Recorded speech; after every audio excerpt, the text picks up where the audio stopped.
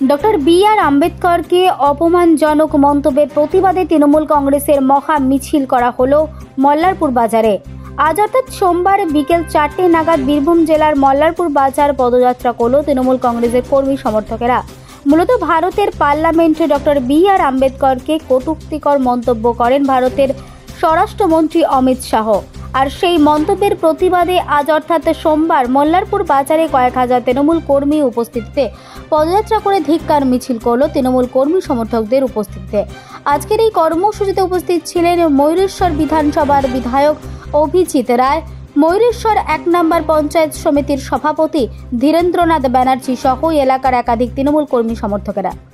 এর প্রতিবাদে ভারতবর্ষের পার্লামেন্টে আমাদের তৃণমূল সদস্যরা লাগাতার আন্দোলন করছেন এবং দাবি জানিয়েছেন হয় তাকে পার্লামেন্টে দাঁড়িয়ে ক্ষমা চাইতে হবে আর না হয় পদত্যাগ করতে হবে।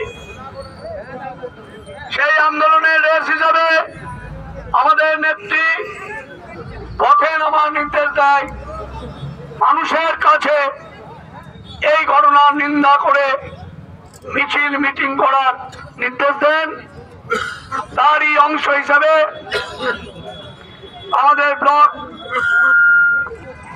এর জনপ্রিয় বিধায়ক শ্রী অভিজিৎ রায় মহাশয় এবং সভাপতি সূর্য মণ্ডলের নেতৃত্বে আজকে আমরা মল্লারপুরে মিছিল করলাম এবং এর প্রতিবাদ জানালাম এবং तमाम মানুষকে, বিশেষ করে তপশিলি জাতি এবং পিছিয়ে পড়া মানুষকে এই গণ আন্দোলনে, লাগাতার গণ আন্দোলনে সামিল হবার আবেদন রাখলাম।